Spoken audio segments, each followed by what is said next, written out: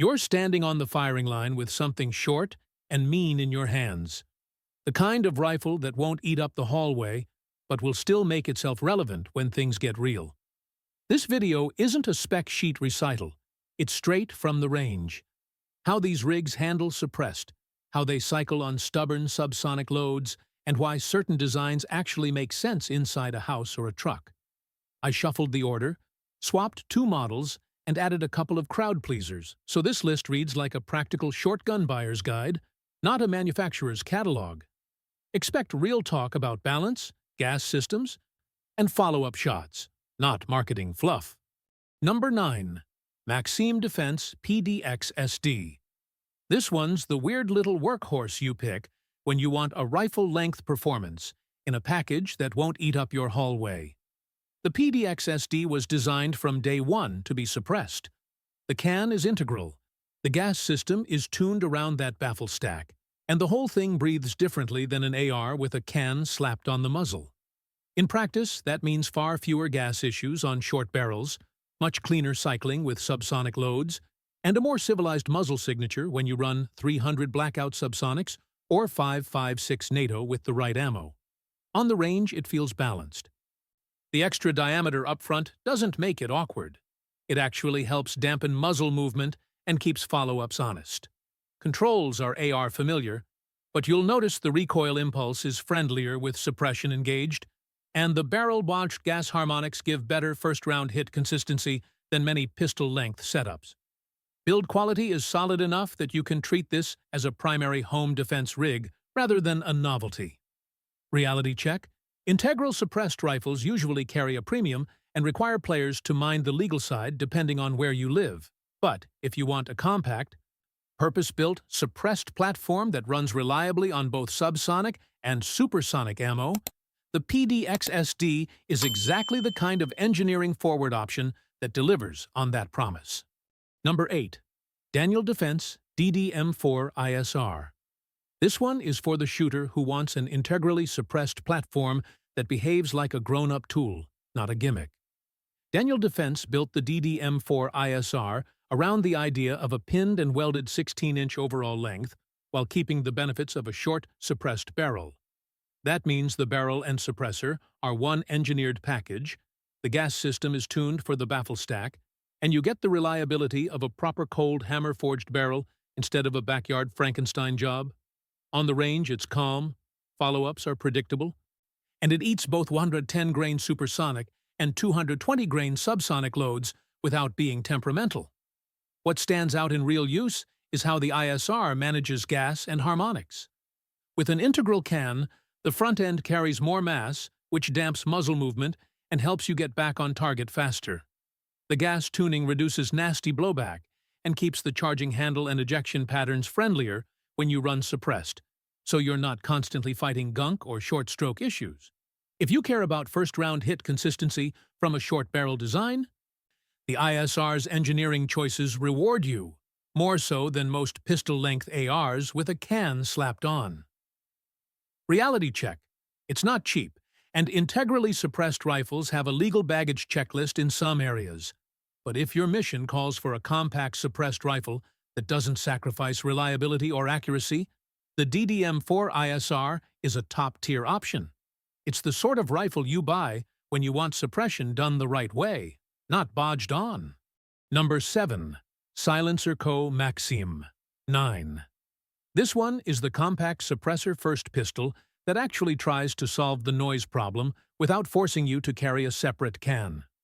The Maxim 9 integrates the baffle stack into the slide and frame, gives you a fixed barrel for better inherent accuracy, and uses a delayed blowback-like system to keep the cycling predictable with heavy subsonic rounds. In plain terms, it's quieter out of the box than a pistol with a can duct-taped to the muzzle, and it shoots more like a handgun than a muffled mess. On the line, you'll notice less muzzle flip and a more controllable sight picture compared with a pistol plus can setup. The fixed barrel helps. You don't get the weird point of impact shifts that some threaded barrel combinations produce. It's also optics-ready, and the modular baffle stack means you can tune the balance between length and suppression depending on whether you want the quietest option or something a bit handier to carry. Real-world caveats. It's heavier up front, and the ergonomics aren't a perfect match for everyone. The trigger and controls feel different than a standard striker-fired pistol. And maintenance involves more than a quick swap of a thread protector. But if hearing protection and a low signature are priorities for close-in defense, the Maxim 9 is one of the few factory-made approaches that actually delivers a usable suppressed 9mm experience without Frankensteining parts together. Number 6. Q Honey Badger. This is the compact tool you grab when you want an AR-style ergonomics package that actually behaves in tight spaces. The Honey Badger is built around a short barrel, pistol-length footprint, and optimized for 300 blackout, especially subsonic work with a can. What sets it apart from a generic short AR is that Q tuned the gas system, buffer, and carrier to play nice with the heavy, slow rounds people run suppressed. In practice, that means fewer short strokes, cleaner ejection, and follow-ups that don't feel like you're fighting the gun. On the line, it feels deliberate, not buzzy. The shorter gas system and reduced dwell make the gun's impulse feel different than a full-length AR. More of a quick, compact push than a long snatch. That's good for moving through hallways or shooting from improvised positions. Controls are straightforward, the handguard is slim, and with the right setup, you get excellent cheek weld and optic co-witness without the awkward balance you sometimes see on pistol-length rigs. Downsides? Short light guns still blast more muzzle concussion with supersonic ammo, and any short platform will be noisier and harsher without a proper suppressor and subsonic loads. Also, Q's billet parts and distinct styling come at a price premium versus a run-of-the-mill AR pistol. But if your mission profile is suppressed close-quarters defense or a compact patrol rig that actually runs subsonic reliably, the Honey Badger is an engineered answer, not just a chopped rifle. Number 5. Sig Sauer MCX Rattler PCB. This is the packable workhorse you reach for when you need rifle-caliber performance that disappears into a bag. The Rattler PCB takes the MCX architecture, quick folding, piston-driven reliability, and crams it into a footprint that's stupidly easy to carry. With a 5.5-inch barrel and a folding brace, it tucks down small, but still gives you the option of running 5.56 NATO for full power hits or 300 blackout when you want to go suppressed and quiet. On the line, it feels purposeful. The piston system mitigates the harshness you normally get from a tiny gas gun, so follow-ups are more controllable than a comparable direct impingement pistol-length AR. The adjustable gas and SIG's attention to extraction, ejection geometry mean it eats a range of ammo without finicky tuning. Important when you're switching between subsonic cans and supersonic iron sight drills. Folding it and deploying it under stress is straightforward. Deploy, shoulder, and your optic is still in the right place, thanks to the MCX's modular top rail. A practical note about noise and concussion.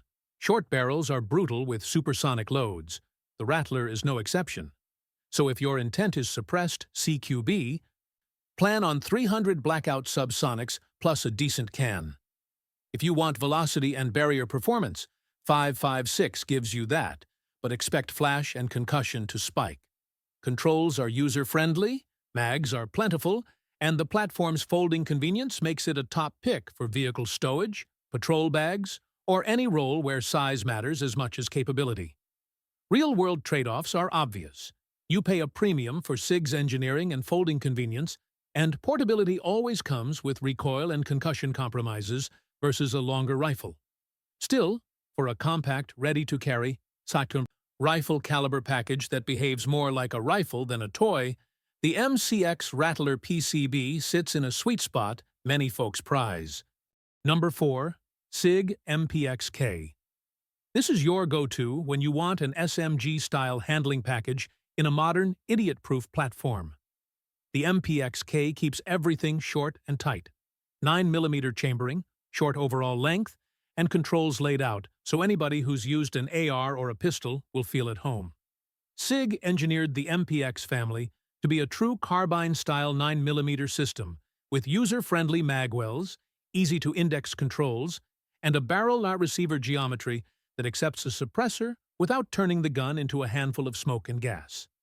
On the line, the MPX K shines for follow-ups. Recoil is mild. The bolt carrier movement is smooth.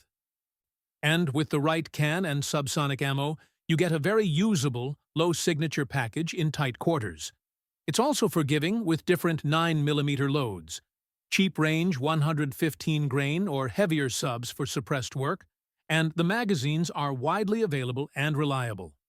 Handling is compact enough to work from vehicles or inside hallways, but still stable enough for accurate rapid strings when you need them. Practical trade-offs. It's still a 9mm. It won't beat rifle calibers for barrier or long-range performance, and short 9mm barrels will throw muzzle blast if you run supersonic rounds without suppression.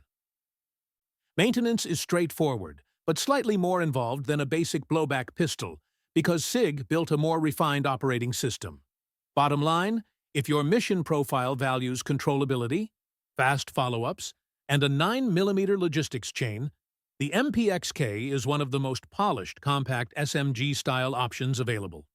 Number 3. CZ Scorpion 3 Plus Micro. If you want a small gun that feels like it was built for fast rooms and cheap ammo, the CZ Scorpion 3 Plus Micro is the kind of thing that makes sense right away. It's a modern take on a proven blowback, 9mm platform with refinements where they matter. Better ergonomics, an easier magwell, ambidextrous controls, and a short, cold hammer-forged barrel that keeps groups honest for what this gun is built to do. On the line, it's forgiving. Recoil is soft compared to rifle calibers, so rapid follow-ups are natural and predictable. You can string shots and stay on target without wrestling the gun. That straight blowback design also makes it an excellent suppressor host. With the right subsonic 9mm loads and a decent can, you get a very usable low-signature package for CQB or close-in defense. The lightweight and compact footprint mean you can index the gun from odd positions, seated in a vehicle, working a corner, or shooting from improvised cover, and still get repeatable hits. Practical notes. Magazines are plentiful, and ammo logistics are easy and cheap compared to 300 Firearms Zone Blackout or 5.56. The trade-offs are obvious. It's still a 9mm, so barrier performance and long-range reach are limited compared to rifle rounds. But that's not the point here. This platform trades long-range power for controllability, speed, and low training cost. If your primary concerns are handling, follow-ups, and a sensible suppressor host in a compact package, the Scorpion 3 Plus Micro is one of the cleanest ways to get there. Number 2. Reformation RS7. This one's the legal trick that actually works. The RS7 is Franklin Armory's attempt to give you rifle caliber performance in a package that doesn't get you tangled in NFA paperwork. The core idea is the NRS barrel, not a rifle or shotgun, which uses unconventional lands and grooves to sidestep traditional rifling definitions and, importantly, the ATF's short-barreled rifle trigger points. Franklin built the RS7 as a compact, hard-hitting tool chambered for 5.56 NATO or 300 blackout, with a 7.5-inch barrel and a pistol-length gas system so it handles like something made for tight spaces. On the range, it behaves like a short rifle should, snappy enough to remind you it's a rifle caliber, but compact enough to work from odd positions. The RS7's balance is forward without being muzzle-heavy, so transitions and follow-ups are surprisingly manageable once you settle your cheek and work the optic. Franklin offers it with either a conventional semi-auto trigger or the binary option.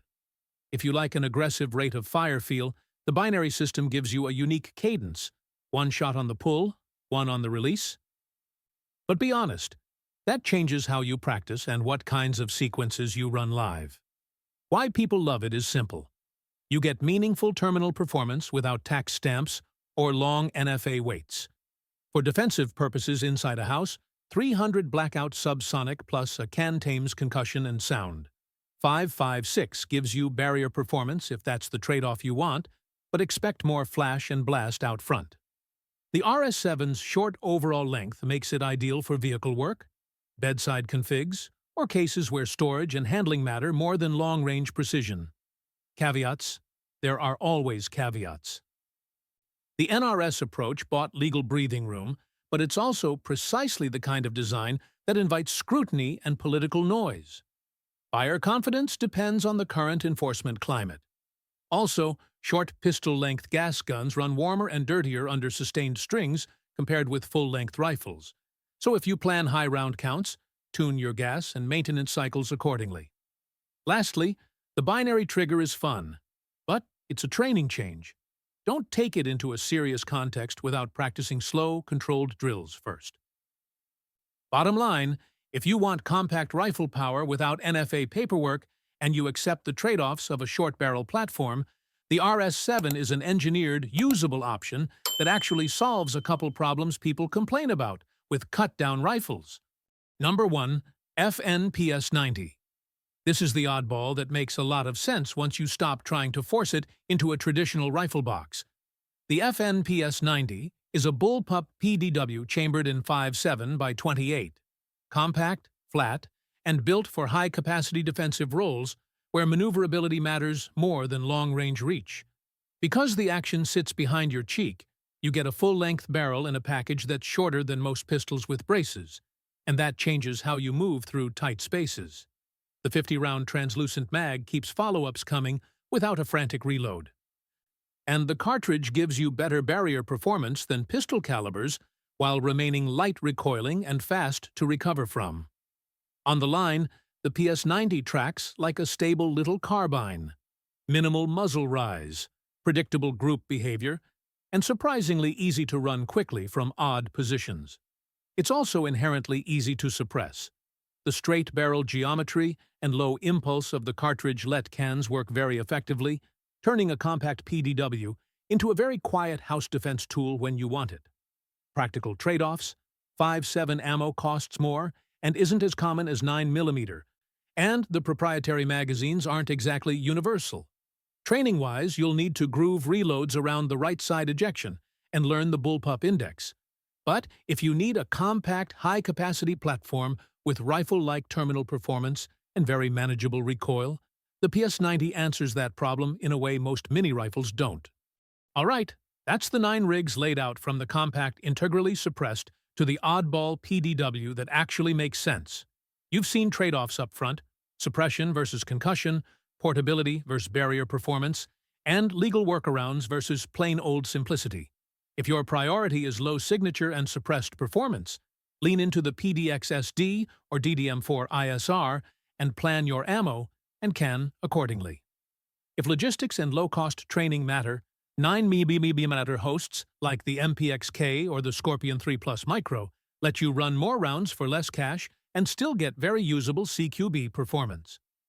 The RS7 and similar designs answer the rifle power without NFA stamps question, but remember, the legal landscape can swing. Keep an eye on state rules and stay compliant. Make sure you like, subscribe, and drop a comment down below. Stay sharp.